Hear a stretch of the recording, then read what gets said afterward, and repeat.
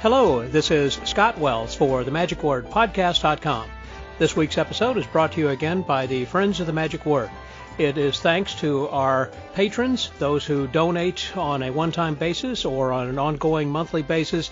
It's because of your financial pledges that we're able to continue to keep this podcast free to the rest of the world. And we want to thank each and every one of you listeners for tuning in week after week with all of the unique and interesting people we have that are on the podcast from week to week in each of these episodes. It's always a lot of fun to chat with friends, and I have known many of these people for so many years, and this week's guest is no different. This week we're going to be talking with a magic dealer, Joe Stevens, who is the owner and proprietor of the Stevens Magic Emporium in Wichita, Kansas, which has been open probably, I think it was since 1973, I believe is when he said that he had opened. And anyhow, he gives us a lot of interesting background. There are a couple of things in this podcast episode as you're listening that I want to kind of apologize for, because one of the things I wanted to talk about was his GeMiNi Network. Right, you have to understand that Joe has really been a trailblazer as far as going out and doing a lot of interesting things before any other magic dealer started doing them, which has now become something that is kind of commonplace. And one of them was the GeMiNi Network. And that was something that was well before its time, that basically was an online forum. And there were only a couple of others that were out at the time that allowed magicians to interface with each other over the internet without sending emails. Well, basically it was a forum. And they had regular people, regular contributors who would publish essentially articles. They would take a lot of time to put these things out there. So it was an online free thing. I don't know if it's free or not. I can't remember if he actually charged. I think there may have been some sort of a monthly fee, but I don't recall. So we didn't actually get into that, but it was just another one of those things that Joe Stevens at Stevens Magic Emporium had done.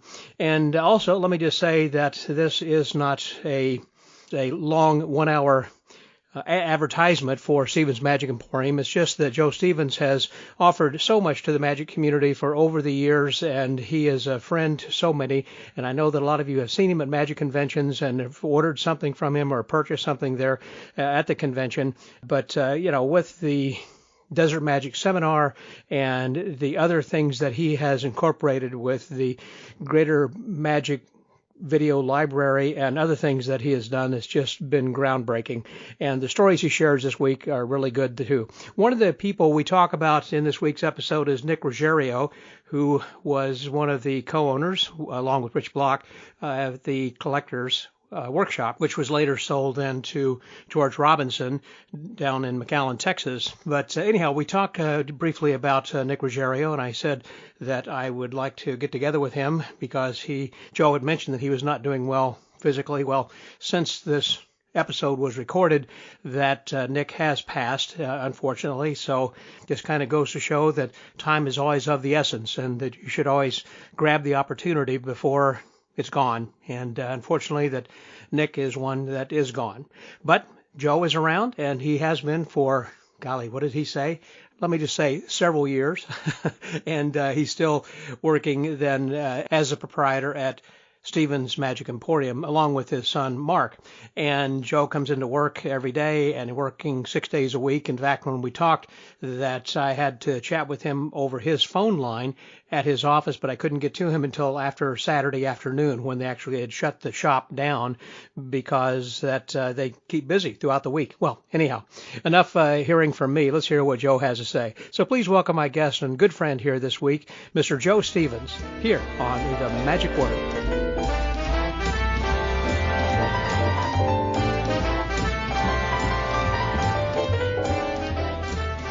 You just get to pretend, Joe, like you're looking at my handsome face. Well, now, wait. I haven't seen you for a few years. Wait a second. It has been a while, so just remember me the way I was. Remember my Christmas pictures, I guess, huh? Yeah, and I miss your wife. Oh, God bless her. Yeah. Yep. What a lot of fun we had laughing about those pictures, the cards that you all took. Well, I have to say, and that's... I have done those over the years, 30 plus years, and I've got to say that you were instrumental in inspiring me to put out those Christmas cards. We put out a first Christmas card, and it was the one in which that she was peering over my shoulder, and it looked like that. I mean, she just had a necklace. It didn't look like she was wearing anything, behind me. And I remember that you had replied saying, "Well, I think I know why you're smiling, Scott." And I thought that was funny. And so the next year I reversed it such that I took off my shirt, and then I was standing behind her. And then I thought, okay, well, I've got two. It's kind of like a collector, right? When you're a collector, if you've got two of anything, then you got to have three, and then the ball starts rolling, right? It started going. And the same thing with this. And so we just had fun each year trying to figure out, well, what are we going to do for our cards? And sometimes we'd plan, far in advance while we were in the summer and vacation or wherever we were, or we'd see something that would spark our imagination, saying that'd be a funny card, something we'd do. But then the replies I always got back from you, man. I could always expect each year to receive a nice reply from you that would make both of us smile. So I'm glad you enjoyed that. It was good. I enjoyed it. She was a lovely lady, classy. I liked her. I didn't see her that often, but it was fun. The relationship spawned and grew. And how long ago was that when she passed away? She had passed away in 2018 on May the 2nd, so it's just been a couple of years ago. 2 years. Yeah. Still seems pretty fresh. What type of cancer was it? Brain tumor. She had glioblastoma. So they gave her, after they diagnosed it, they gave her 13 months, and she lasted for 12. So they were pretty much right on. And they'd said that it's not curable, but it's treatable, so they can kind of make life pleasant for a while. So that was it. But our friendship, those go back for years and years and years. Obviously, way before that, and when that we had first met, I'm trying to think. It had to have been at a magic convention, because I know that you've been attending like forever. And when did Stevens Magic Emporium first open? Well, we opened in 1975. Okay.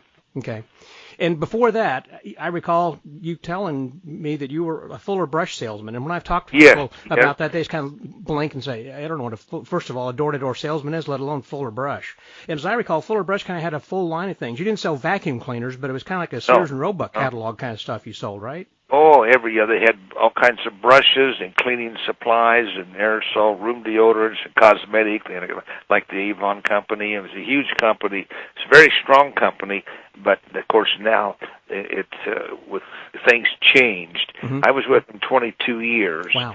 And boy, did I learn a lot. I only took the job. They guaranteed $125 a week. Yeah. Out of college, I said, come on, I'm only going to work a few months, so I go to work. Well, I was making a lot more than that, because people received you. They knew the Fuller brush men like the Avon ladies. And so Martha and I got married, and that required me to keep my nose to the grindstone. Right. So I stayed with them, kept making money, then I got a promotion, and stayed with them, got another promotion. I was 22 years. Ended up one of the regional managers for the Midwest part. And so we earned a lot of money. We worked hard. Martha helped me, with the ordering and whatnot. It was sort of a family thing. But the time came as in that time frame, things changed in America. Factories started paying tremendous wages. And so... You mean like a Ford Motor Plant and places like that, just manufacturers? Well, in Wichita, it would be Boeing, Cessna, Beach, the aircraft industry was paying great money. And when I started, $125 a week was damn good. But 5 years later, it wasn't too good, because the industries in Wichita were paying more money. So it was harder to find people to get into direct sales. But nonetheless, after 22 years, I got up to be a branch manager and enjoyed it. And then they paid me a nice salary. But well, going door to door, you quite literally were going and knocking on doors, weren't you? You weren't making phone calls. You were just walking down the street with a suitcase, right. Basically, right? We were assigned an area in Wichita, each one of us. So I had my area over in the Riverside area. And that's what I went. Every 4 weeks, I would make the rounds again and call back on the same people. It wasn't every day or every week. It was every 4 or 5 weeks. So we had territories assigned. And then you took orders. You didn't sell necessarily out of the bag. You said, okay, well, if you want these, then we'll take your order, and then they'll be shipped to you. Yeah, we got the merchandise from the company, and then we would deliver it to the customer. Oh, you did? I see. Yes. Okay. Yeah, and the best days that we had, and were snowy days, bad weather days. People couldn't get out, and they still wanted to buy something. That's right. They were more receptive to us, but after you call on people every 4, 5, 6 weeks, they get to know you. You get to know them, so they're not afraid. So you build your business that way. So I only took it for a part-time job, but the money was so good we stayed for 22 years. But the experience that you learned as far as making sales and how to talk to people, how to listen, when to shut up, and that kind of a thing is where you learned that. You got where you could read facial expressions. You could their eyes, their facial expressions. You could tell if they were frustrated. If that's the case, well, I'll catch you next time around. Yeah. Because you can't talk to people if they're not in a receptive mood. Mm-hmm. But you strike up and build a relationship with these people. Now, not everybody bought, but more people bought than didn't.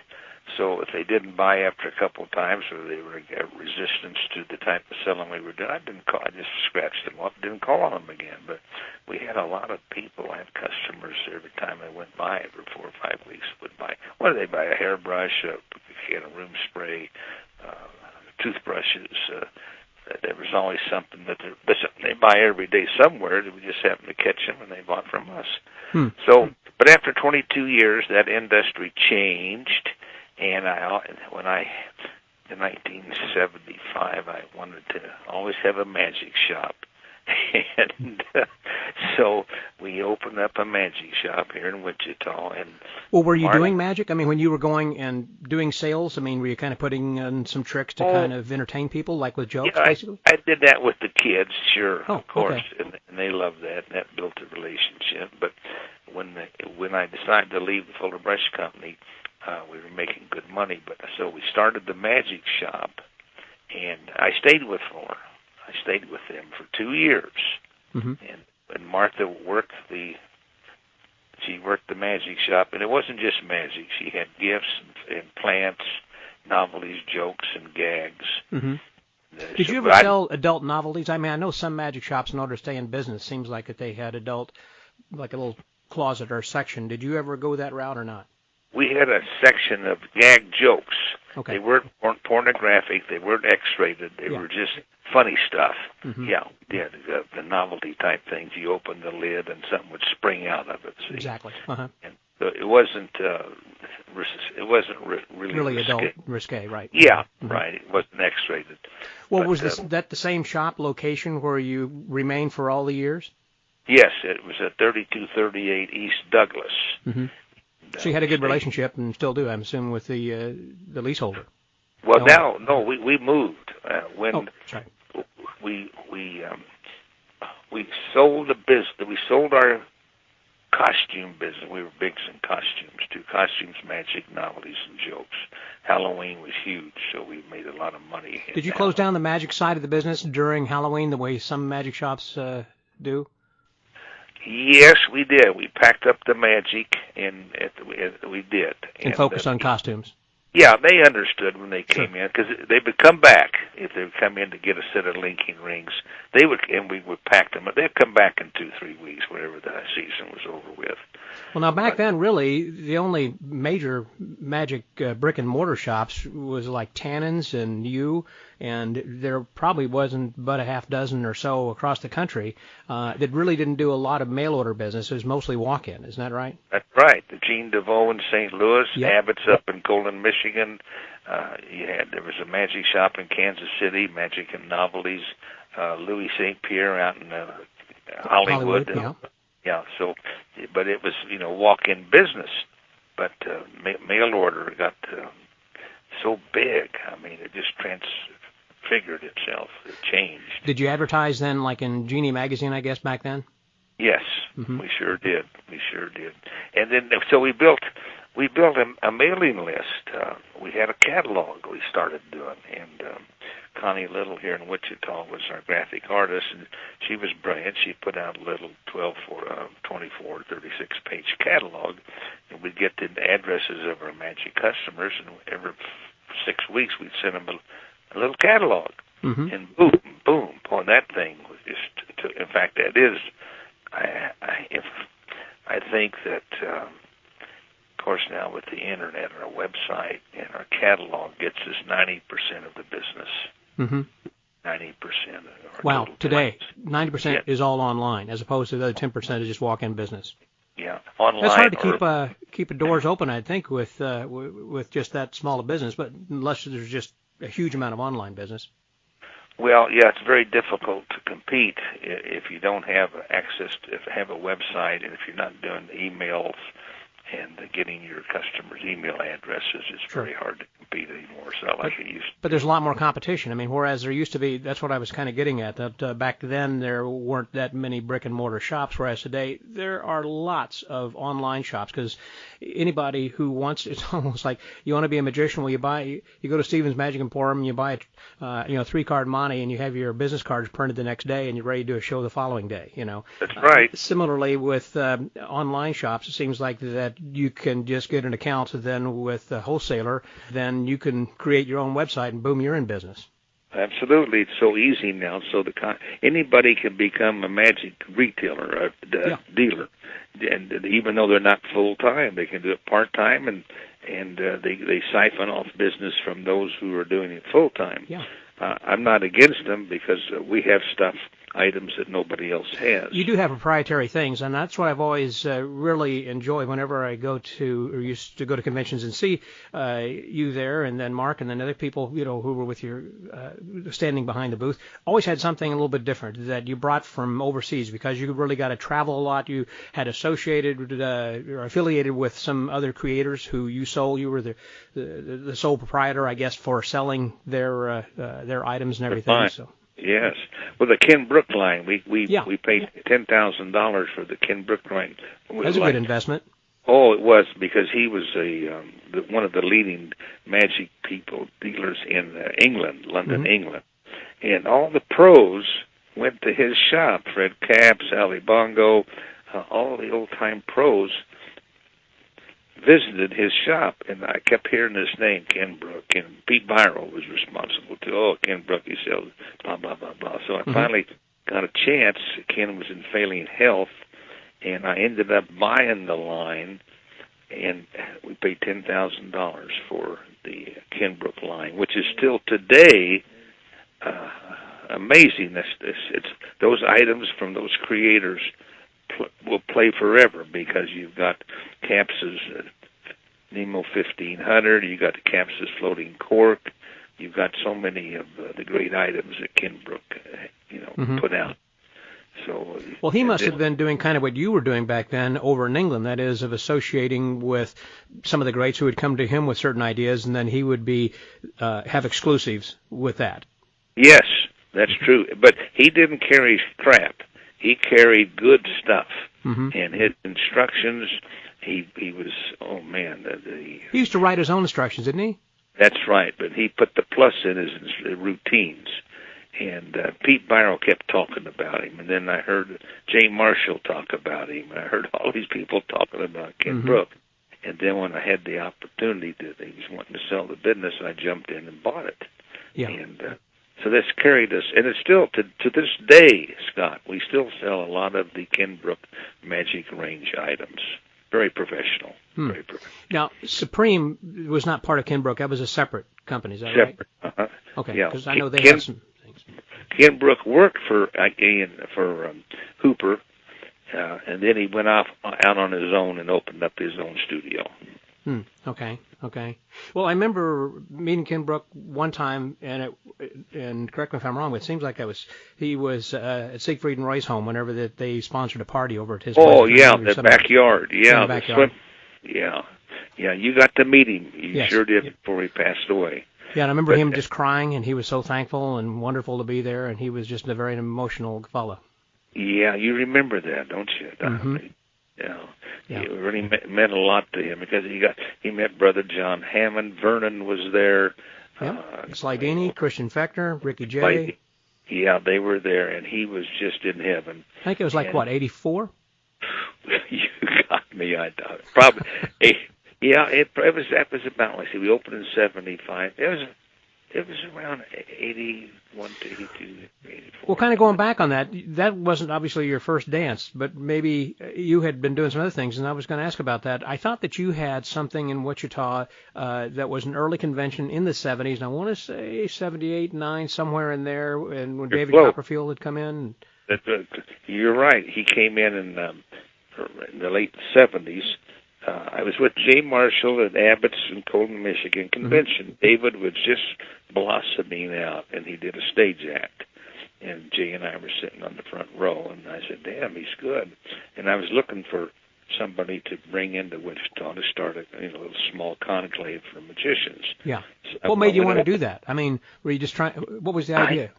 Well, I don't know. I just love magic so much. The bug had bit me so bad that when we opened the magic shop, I just dreamt about bringing lectures in, and we bring different guys, and why not bring some stage acts in? Yeah, but Wichita is not necessarily a destination city. You know, a lot of conventions, of course, will try to have like Orlando or Las Vegas or someplace. But I mean, Wichita, Kansas, I'm sure people are thinking, what? Why I know they did.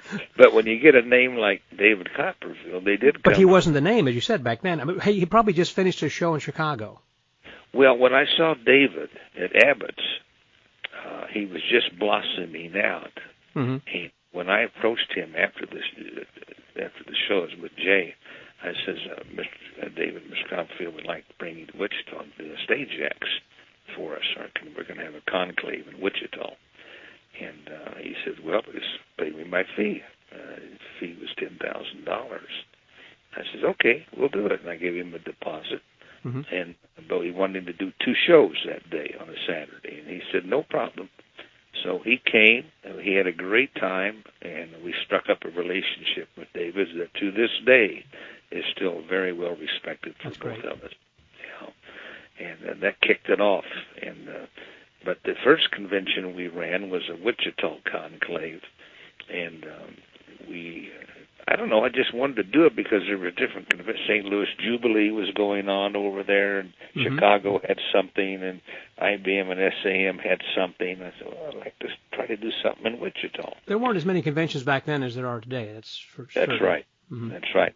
But even though today, Scott, those conventions aren't doing as well as they used to. Look at your attendance at the IBM and SAM. Well, absolutely. You know, like the TAOM, too, as I've said several times, when I was president of TAOM back at Texas Association of Magicians in 2000, that was the last time we had over 1,000 registrants. We had like about 1,100 and something, and today we're lucky to get about 300 to 400 people, you know, and it used to be larger than the IBM and the SAM, and even they, too, individually probably can't draw but about 300 or 400 people. So you're right. It's tough to have a convention of people to congregate. Why do you think that has happened? I'd like to hear from you. Okay.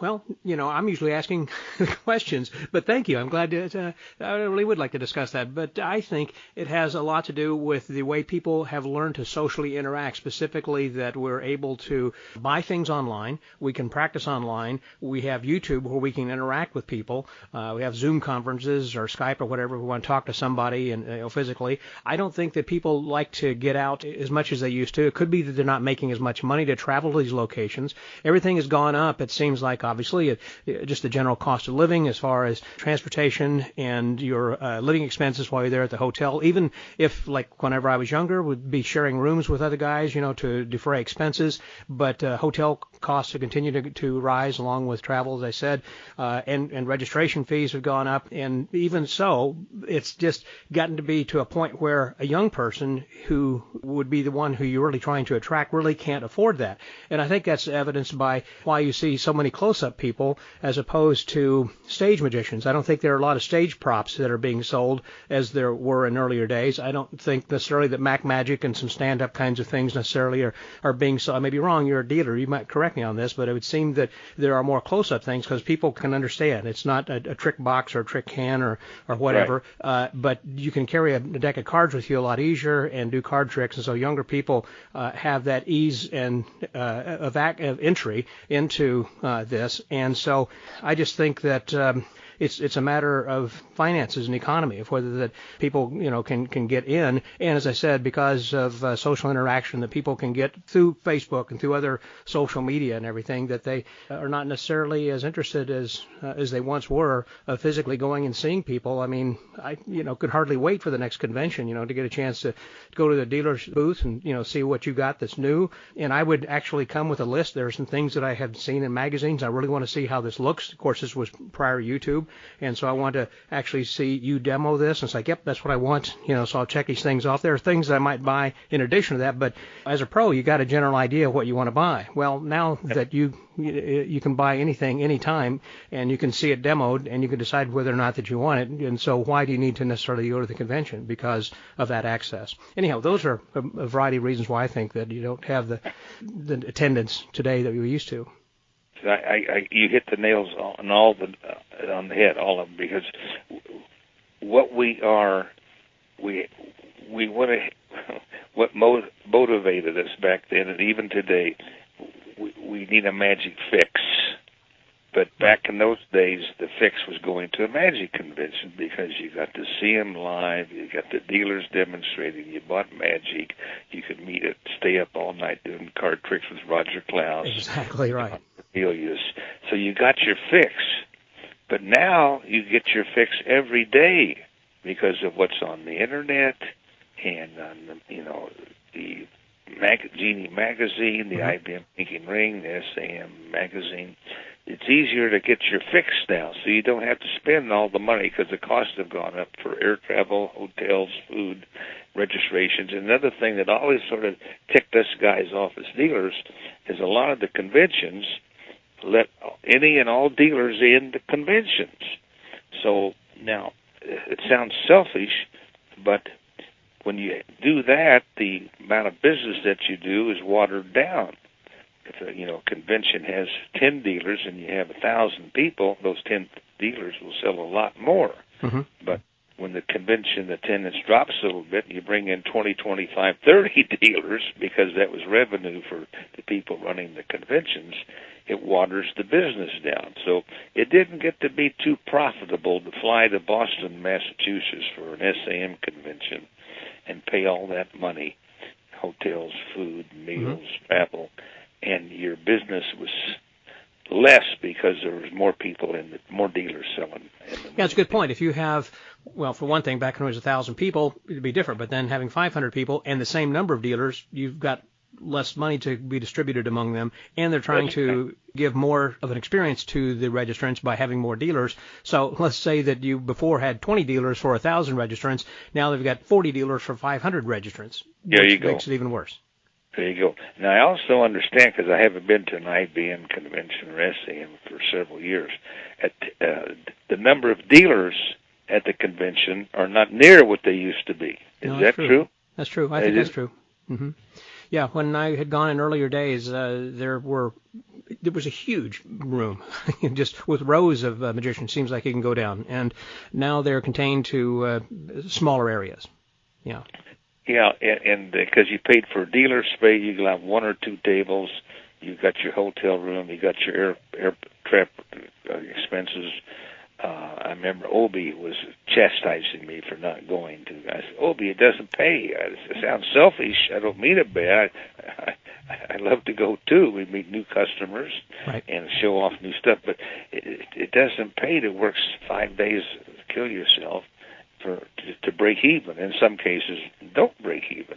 Mm-hmm. But it's hard to get that through Obi's head that it doesn't pay anymore. It's just not. It's because as the put a catalog out like we do. We're one of the only few now still putting out a catalog every 8 weeks.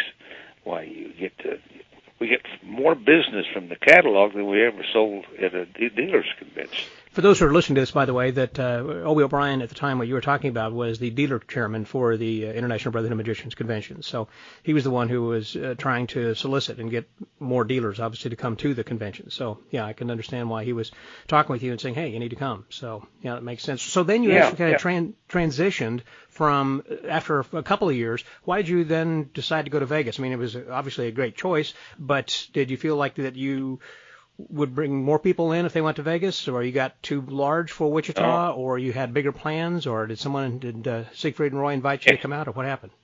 No, it's better than that. Oh, wow. But you're right. You hit the nail on the head. So we did a couple conventions in Wichita. We call them Wichita Conclaves. And then Crabtree and I forget Klaus said, let's have a close-up convention. Just close-up. That's it. So we had what we call the Southwestern Wichita Close-Up Convention here in Wichita. And the Texas boys came up, and they were very good. We had good support. Vernon came in for it. Fawcett Ross came in for it. We had 100, maybe 125 people total. Well, Fawcett Ross just lived up the road, though, from you. Yeah, St. Joe, Missouri. Mm-hmm. And so we did just close up. And what we brought in as a hook, so to speak. I use that word with respect. We brought in the Las Vegas magicians, Las Vegas Magic in Wichita. We brought in Daniel Cross, Mike Skinner, all the guys that were working at the hotels came in, and we matched them up with the Klauses and the Bob Whites, and we had plenty of talent. Mm-hmm. But it was the Las Vegas Magic in Wichita. And after it was all over with, Jay Marshall said to me, "You got it all wrong, Joe, bringing the Las Vegas into Wichita. Take the convention to Las Vegas." And I said, you're right. So it was staring in the face the whole time. Yeah, Jay was right. So we went the next year to the Aladdin Hotel, and we booked the same guys again, but it was different venue, and people came from California, the Magic Castle, my God, and Vernon came, and so it was a success by moving it to Las Vegas. That's the showcase of the world.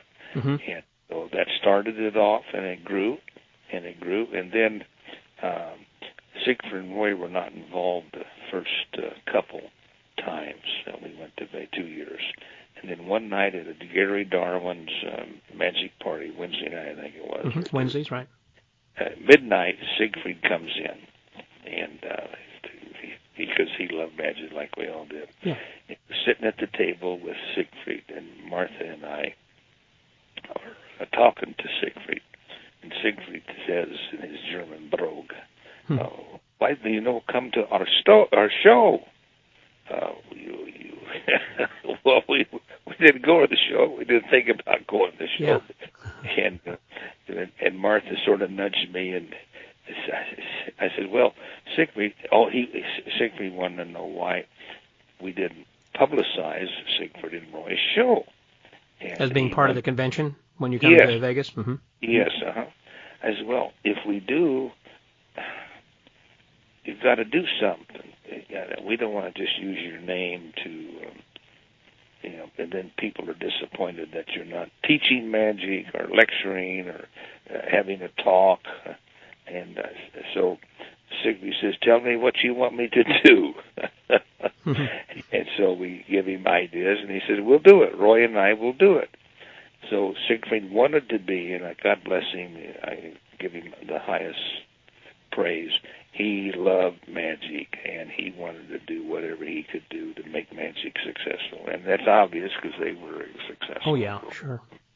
So they gave back a lot to the magic. Yeah, and that's what that night when he says, "What can I do? I want to be a part of this."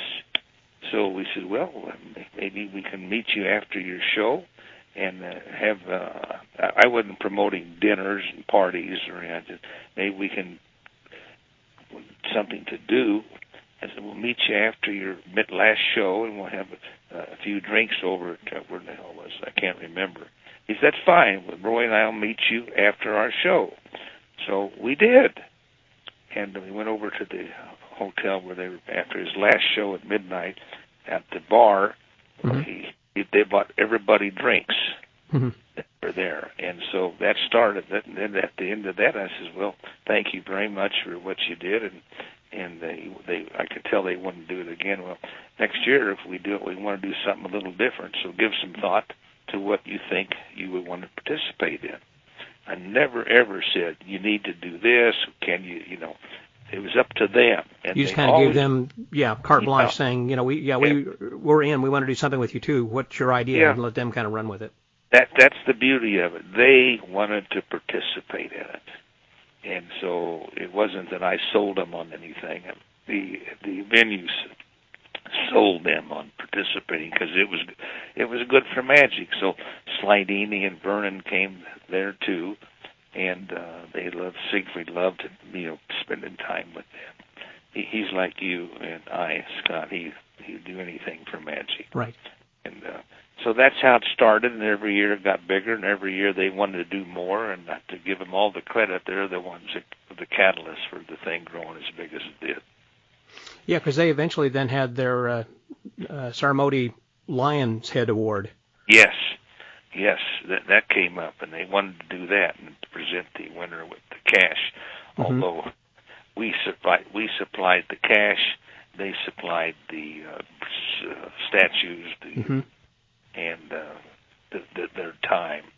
And, but that then culminated in going to their home, and that was one of the big attractions. I mean, it got so that the Las Vegas Desert Seminar became really a social event of the season. It wasn't just a convention where you go and see some top acts and people competed who have now gone on to greatness, Michael Weber and Pat Hazel, you name it, so many different people who had competed and won awards, but also just the fun things. I know that Martha had a lot of impact as to suggestions like, hat night, I think, or something, and different kinds of themes that we had for the parties and things. I remember some people say, well, that's really not a convention, it's just a big party. It's like, well, that's what a convention is about. That's what I loved about it. That's right. And when Martha got with Roy, because he wanted to do something, and that's what a date with Roy. Yeah. For women only, no men allowed. Uh-huh. And all the ladies had a time, and Roy did everything for them. They paid for the party for the ladies, the dinner, whatever they did. And nice. It was, and the ladies enjoyed it. The men couldn't get in. Yeah. So every year that thing grew and grew and grew. It guess the chemistry of the thing with all the people that wanted to participate made it a big success.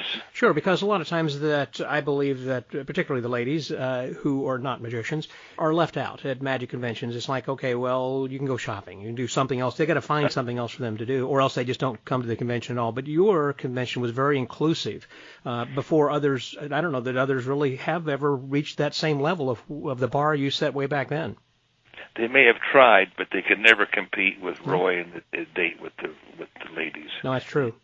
But that one year in 1984 I was referring to, when we'd all gone to Siegfried Roy's house, one of the other reasons that was a big attraction to me was an opportunity to come and see Fred Capps. I've never met him, and that was the year he was going to be coming, and then he had his cancer had taken toll on him, and he had to cancel at the last minute, and then he died a few months later. I never got to meet him, but I've always had nothing but the greatest of respect. That was one of the people I'd love to have met. Oh, Scott, he was something else. We brought him to Wichita before the Vegas thing for our last convention here. It was in I can't remember. But I spent a week with him. He came in and spent a week. So I'm alone with him for 5 days, and then the convention started. He was so different. I said, where do you get your creativity? Where do you all these things? Well, first of all, he was dedicated to magic, like we all are, and he spent time. He said, well, when I come up with an idea, he said, if I was to buy something, I put it up on the mantelpiece by my fireplace, and I look at it for about 6 weeks, thinking, how can I present this effect that's different and unusual? And I'll never forget him telling me that. He thinks it. He thought about all these ways, the best way to present his stuff. But now I tell you, I think that was after that year we tried to bring him to Vegas, and that's when he got sick. How did you first get to know him? I mean, I know he was a good friend of yours, but where were you? I mean, were you at like the Magic Hands Congress or someplace or overseas? No, I think it was Jay Marshall that said, I was talking to Jay about who to bring, and he said, I said, who's the best in the world? It's a crazy question. He says, Fred Capps. Fred Capps. First thing out of his mouth, that's what he said. Yeah, Fred Capps. He can do it all. Still close up, stand up, stage. So I got his phone number, and I called him on the phone in Holland. I says, Mr. Guy introduced me, we'd like to bring you to our magic convention here in America next year. What would it take? And I remember his words, just pay me my fee and cover my expenses. And he told me what his fee was. I says, no problem. So we did. And he came, had a great time, because I think Vernon and Slidini were here, too, at the same time. I'm sure he liked being with with those people, kind of rubbing shoulders. Mm-hmm. He did. They would sit at nights in the restaurant talking, and I'll never forget, I was there, I keep my mouth shut when he was talking. What a session. I would love to have sat in on that. Yeah. And you're lucky. A guy came up out of nowhere. I don't know who the hell he was. He says, Fred, Mr. Capps, I want you to show me this move here that you blah, blah, blah, blah, blah, blah. And Fred looked at him, and Fred knew him. And he says, you can show me because I'm a magician. And Fred said, sir, you are not a magician. You are a painter. And so the guy just shut up and walked away. Wow. But now Fred didn't say that in a meaning way. Uh-huh. He just didn't want to waste time with somebody that wasn't at the status of Vernon Slidini himself and the rest.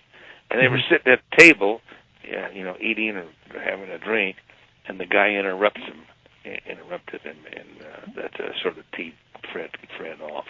I'll never forget that. You are not a magician. You are a carpenter, a painter. I forget what that was. But Fred was a nice guy, humble guy, and it's too bad. Too bad. Well, yeah, as I said, I never got to meet him. Well, there were other people I remember that you had aligned with, and there was, if I tell you the trick, you might remember the fellow who had invented this, and you'd sold a lot of his things then as well, and I picked this up, I believe, at one of the seminars, and that was... it had like a joy buzzer built into it. It's a little box kind of a thing, and then it looked like it had some wires and things, so it looked like a gimmick of some sort. And then when you take the back off of it, you'd wind up the joy buzzer, but when you put the back magnetically, back on there, it had a playing card. So this way you'd force a card, and then you'd have someone, when they pushed the button, it was like a thought transmitter, and the other person was who was seeing the card would know what the card is. You can kind of play back. You know what trick I'm talking about? Does that ring a bell with you? Yeah, ring a bell. We still sell them. It's a great item. It's called the Comedy Mental Transmitter. It's wonderful. I did this at the meeting a while back, and people said, I've never seen that before. And I said, this dates way back, and I could not remember the gentleman's name who invented that. It was some friend of yours. I want to say from overseas. Bob Austin. Bob Austin with the Comedy Transmitter. Bob Austin. Yes, he was another English magician. That was it. I remember him being from overseas, Bob Austin. Okay. Funny bit, if presented right and you get people involved, it's entertaining, it's comedy, and it's got mystery in it, too. It does. I was just kind of going through stuff, and I was dusting off something. I looked at that, I said, I haven't used that in years, and I kind of fiddled around with it, and they loved it.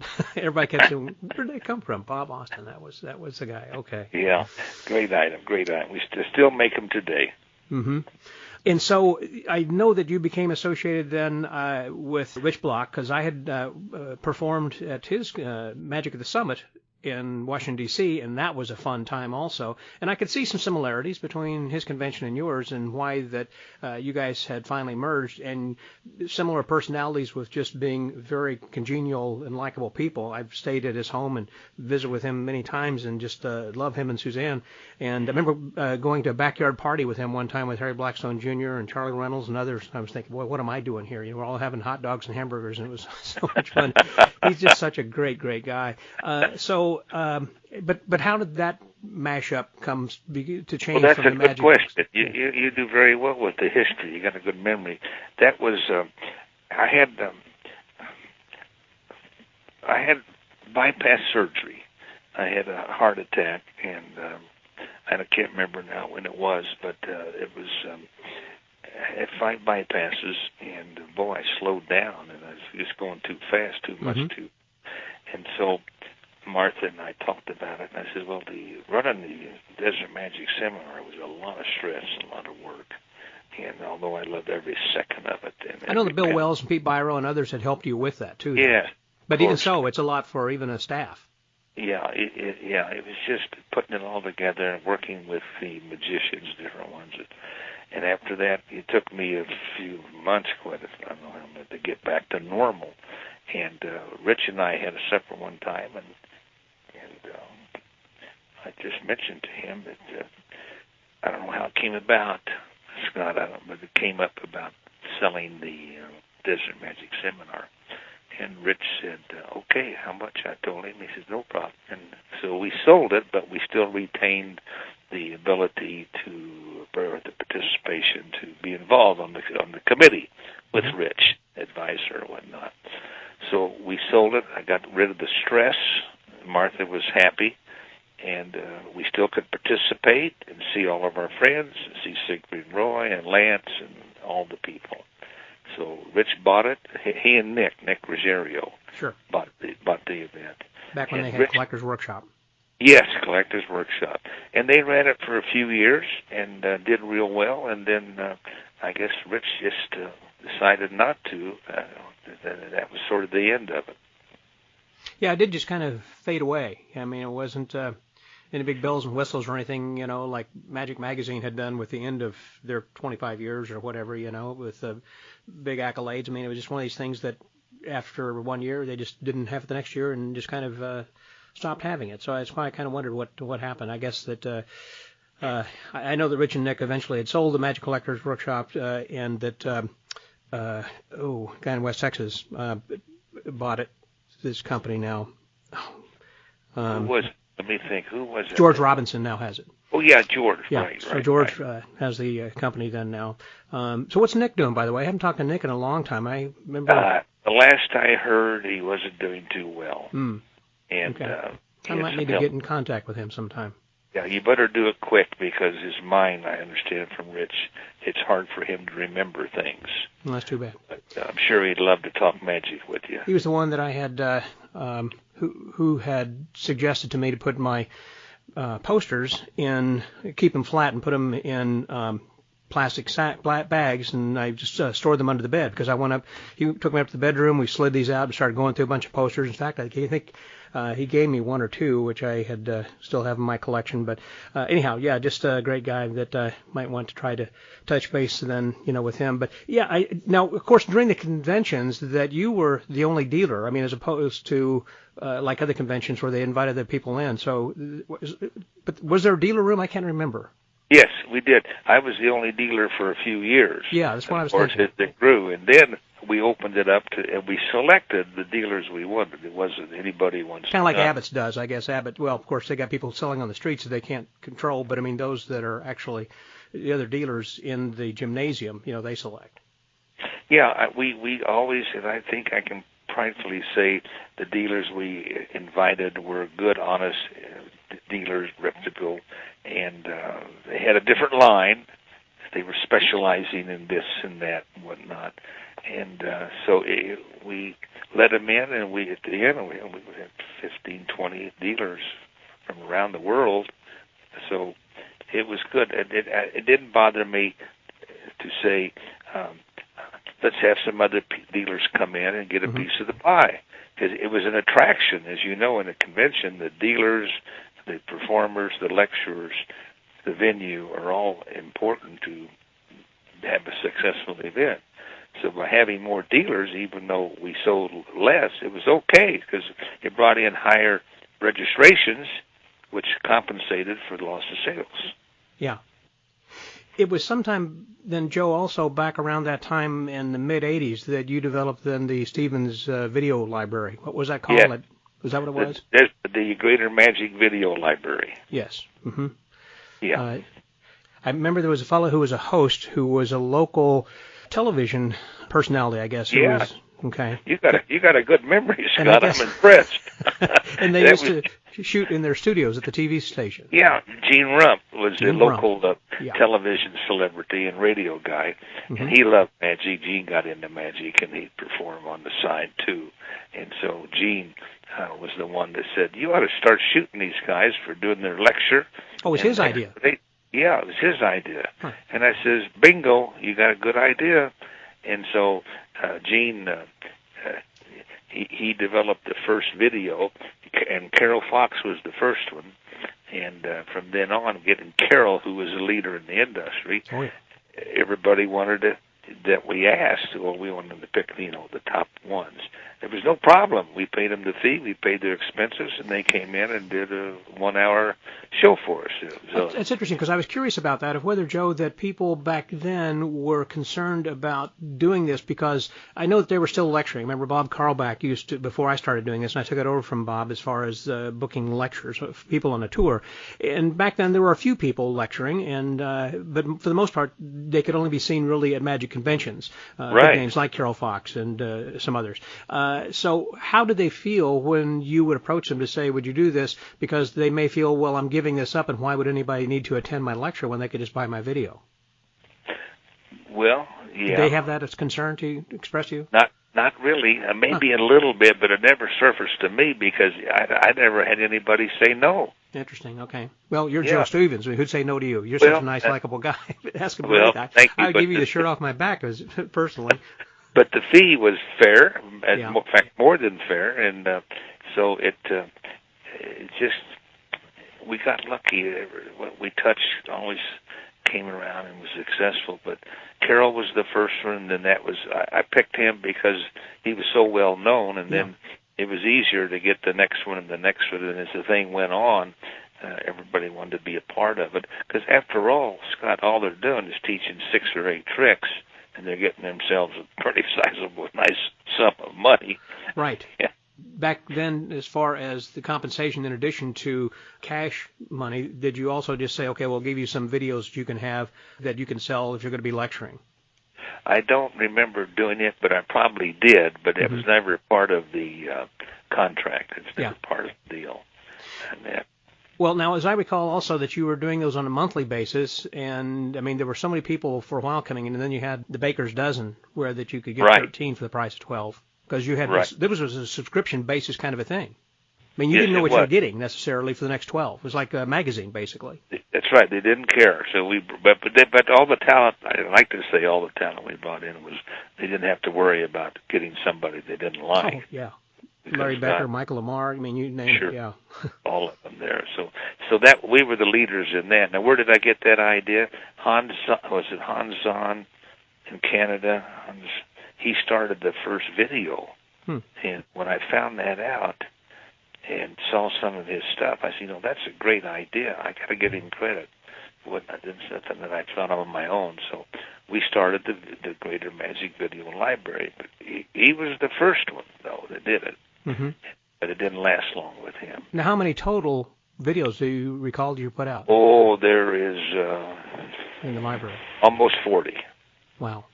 Almost 40. And those since been digitized, obviously, I guess? Yes, the DVDs. And we sold the rights to the Greater Magic Video Library. We sold the rights. And so, again... So tell me some stories. There has to be some things where people in the early days were coming in and they didn't quite know exactly how to perform in front of a camera, because that's different when you don't have a big audience. Because it's like L&L has an audience, and I don't recall that you did like they do. No, we did. We did have did you? Okay. Yeah, because we brought them in, and the people that we asked, our local magicians and their friends and their wives, they wanted to, because it was a great form of entertainment for them. Sure. Because Tom Mullican would come in, for example, and he would do his shtick, and everyone went rolling on the floor laughing. So it was a great show for our spectators that would come. It wasn't hard getting spectators. And the studio, the KAKE TV studio, they set up the scene, the stage, and the curtains, and Gene Rump was responsible for that, too, because that's where he worked. Well, were there times in which you had to reshoot something because that either didn't work, or it's like, oh, let's get a better angle or something? Or... Oh, absolutely. You can't shoot if you want to just do something that's 14 karat gold. You'll be lucky if you get it done in the first run. I was just listening to Michael Close talking about when he was doing an L&L one time, and he had to shoot 30 things in the span of, I think it was like a day and a half, including the explanations. And it was one of those things that had to be tight, had to be good. And so he just put things in little Ziploc bags. He put like 3 tricks at a time in a Ziploc, and another 3 tricks, and then all those into a larger bag. And so this way he would kind of take a break in between each 3 tricks. So he would kind of just focus on that little act and then the next little act, because you really can't get lightning in a bottle a second time, because I would think that the people, if they are going to reshoot that, to have the same kind of response and surprise is not going to be the same with the second or third take. He was right. but that would happen, though, in filming Mullica or G. Marshall. There are things that didn't go, so you got to reshoot it again. Well, like with J. Marshall's Table Crap. That was one of them I remember was a funny. Yeah. That was funny. Typical Jay. But some of that stuff had to be shot again. But my daughter, Amy Jo, she was very instrumental with Gene Rump in doing, because she was into the video work and that type of thing with the TV studios. So just a matter of me bringing them in and turning it over to her and Gene Rump, and they got it done. And the product came out. So today, they're still popular, the DVDs now, but not like they were when they first came out. No, of course they were. It was something new, back then, certainly. And but again, I was just wondering if there might have been something that comes to mind as a particular story that you remember when you got somebody in, or maybe had to change the last minute because they had a conflict and had to substitute somebody else, or anything come to mind as far as a story? Well, here's the funniest story of all was when we brought J. Marshall in from Chicago. Max Armstrong was a professional magician here in Wichita, but he's also a captain in the police department. And Mac loved magic, and Max did. And he says that he knew Jay. He knew how Jay was. He said, let's bring in Jay in a funny, good way. I said, okay, what do you want to do? Well, he was a police captain. He says, well, I'll have the police meet him at the gate, and we'll arrest him, and we'll put him in the paddy wagon and drive him into Wichita. We'll handcuff him. Okay. So now Max stayed out of the scene because Jay knew Max. So he had the guys showed him Jay's picture, and Jay gets off the airplane, and they say, Mr. Marshall, you're under arrest. And Jay looked at them. He says, I'm sorry, you got the wrong guy. Yeah. So they put the cuffs on him. They put him in the paddy wagon, brought him into the hotel. He gets out of the paddy wagon. We're all standing there waiting, laughing. And Jay's got the handcuffs on. And that's the maddest I've ever seen Jay Marshall. But he took it in good state because he thought it was a great con that got pulled on him. He probably didn't see the humor in that when he was sitting in the back of that paddy wagon. No, not until they opened the door and let him out. Yeah. That's a story. You couldn't do it today, but Max, when he was with you couldn't do it if Max was still with the police department today. It's too precarious. That's the funniest one that comes to mind. Yeah. Well, I know we were talking about things that you had carried that are unique to Stevens Magic Emporium. One of them, you were aligned with Dr. Albo for a long number of years, and then had worked with putting out some of his beautiful props and some Moquito things and his books and everything. How did that relationship come about, and how did you get to publish his book? Well, you're talking about when you say the book, are you talking about the Albo books? The Albo books, yes. Mm-hmm. Yeah. Well, that was a project that Doc had himself. He'd come out with those beautiful books. He printed them. He wrote them, edited it, printed them, the Albo books. I just had a good relationship with him, and he allowed us to sell them. And so I don't know exactly what I can say about Albo, except he was a great guy. He loved magic, and he was a friend of any magician. I talked to him many days. Doc, I'm not feeling good. I got this he was going to have bypass surgery. He was always there for me, and I never knew that. I thought he was with anybody that he knew in magic, he would help him with. Mm-hmm. Well, for people listening who may not know or remember who Dr. Albo was, that among other things, he was the surgeon, or what am I trying to say, the medical officer, I guess, for the San Francisco 49ers. Or was it that or the Oakland Raiders? You may be right. Maybe it was the Raiders. Yeah, because he lived in Oakland. Yeah, it was Oakland. You're right. Yeah. But he was the doctor for the team doctor, basically, in addition to his private practice and then magic and everything that he had put together then, too. So over the years, you've had a lot of really great products and things and people you've been aligned with and everything. Has there been, and you talk about that mentalism thing with the Joy Buzzer and everything, that's still a good seller. Over the years, yes, absolutely. What's been one of the best sellers or something that has been selling well regardless, whether it's brick and mortar or online? Well, golly, there's so many good things, and we would like to think that our choice of magic to put out is a cut above the average stuff. There's so much schlock out there today, and made by, and we didn't have a lot of choices, did we, Scott? 30, 40 years ago, 50, finding quality magic, and it's just Nielsen Worth made nice stuff. Oh yeah. You can find one or two, but most of it was, I don't want to mention the name of the company, but it's trying to find. And I would use Jay a lot. I got to give Jay Marshall more credit than what I've said to talking to you.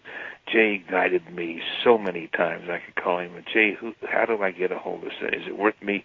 And he would just give me information, and I would have friends. And even Roger Klaus would give me ideas of who I could talk to bring in. So I was always asking people, what do you think? Who do you know? What do you think I should do? And you can ask people that, and they're pleased that you're asking them, and they always tell you what they think.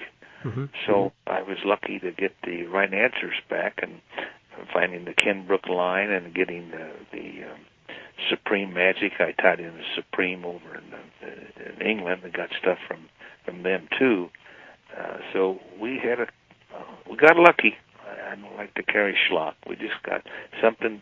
I've been around long enough in magic. I can tell something that's good or not good or crap.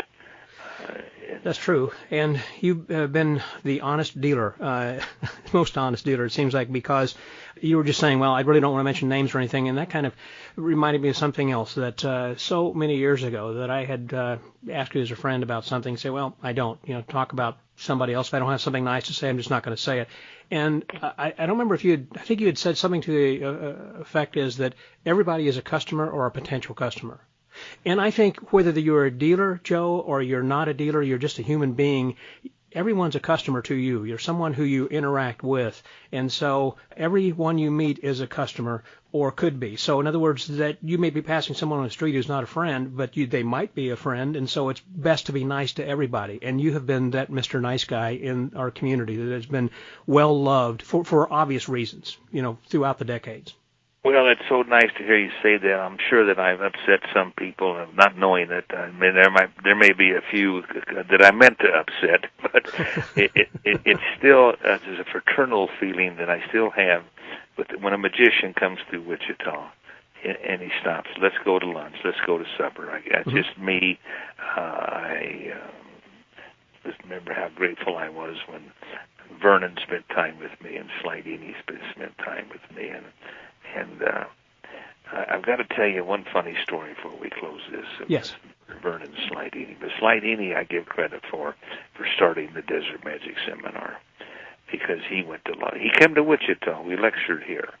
Spent 3 or 4 days with him, and when he came back again, he said, we'd just go to Vegas. I said, why don't you go to Vegas? We'll go to Vegas with your name, and we'll bring the West Coast in to see you, because there's a lot of magicians in California. He said, okay, it's a good thing you do. And at that time, if there was any profit, I didn't have to pay him a fee. I said, we'll just pay you if there's any profit. I'll split it with you. He said, okay, good deal. So we advertised him, and he brought in people. He sure did. I think we had 90-some people that year. That's 90. And then the next year, I was going to bring him again, and he said, to his credit, he says, no, Joe, you can't bring me again. You must bring somebody else. Mm-hmm. I said, well, I want to bring you. Do you mind if I bring somebody else? And he says, no, who? I said, how about Vernon? You get Vernon and Slidini together, the two icons, one from the West Coast, one from the East Coast. So it has a ring to it. He says, okay. He said, good, no problem. I have no problem with it. I said, good. I will pay you a fee. And, because where I was, I wanted him to share. The first time when he went, we shared the profits. Mm-hmm. The next one, he said, no, it's time for you to do it by yourself now. You don't need me every year because they won't come if you do me every year. So that's fine. But he came and we paid him a fee, and Vernon came, and that was a great thing to have Vernon and Slidini together. It was. The two icons.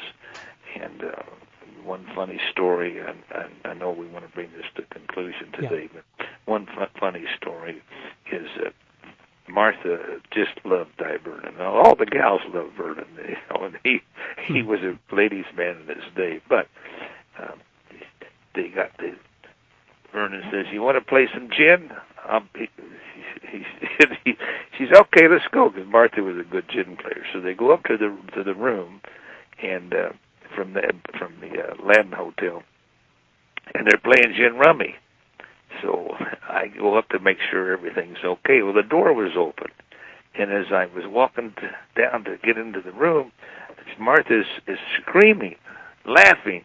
So I walk in the room, and she's standing up on the bed, and Vernon's trying to get her. I said, what the hell happened? And she says, I blitzed Di Vernon. He's mad at me. Blitz means under to nothing. In rummy. So Vernon was laughing. He was mad. Ever since then, he called her the card hustler. Whenever he saw her, because she skinned him real quick, real good. 100 to nothing. 100 to nothing. The card shark. The card shark wasn't Vernon. It was my wife, Martha. Oh, Scott, so many stories. But I've told you enough. You've got enough now. Well, it's been wonderful. Thank you, Joe. I appreciate it. And before we do close, the name of my podcast is called The Magic Word. And I always like to ask my guests, what is it that's your philosophy of life? What is your magic word or phrase? What do you live by when you wake up in the morning? What is it that gives you joy or gets you out of bed and makes you want to? I just love the magic. Every day there's something new coming in. There's a magician coming through town. There's another routine. I love to perform it all, but I can't. When you run a business, you can't do what you did when you didn't run a business. Mm-hmm. And I just enjoy it so much. I learned a long time ago, if you do what you love, it's never work. And it's so true. It's so true. I mean, I'm 84 now and still going, and it's magic that's kept me alive. And will for hopefully another 84 years. Best to you and Martha and the family. Thanks, Scott. Stay well. Okay, Joe. See you, buddy. Bye-bye. Bye now.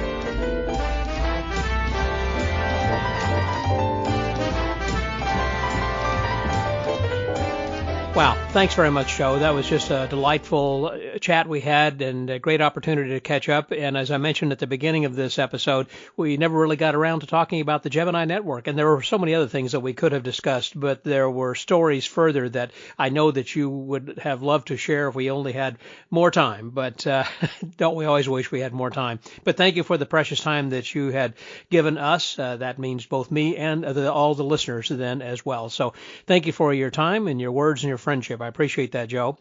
And also, I want to encourage all of the listeners to subscribe to the weekly pod letter. And if you just go to the magicwordpodcast.com website, you will see there an opportunity to subscribe. It could be that you'll have a little pop-up even that could come onto your screen. It'll say subscribe to the pod letter. It's just a weekly thing that keeps you up to date, lets you know who is on this week and who's coming up next week, and perhaps some suggestions from the archives of some of the podcast episodes you may have missed. And so, until next week, stay well, get booked, and remember, if you do what you love, you'll never work. This is Scotty out.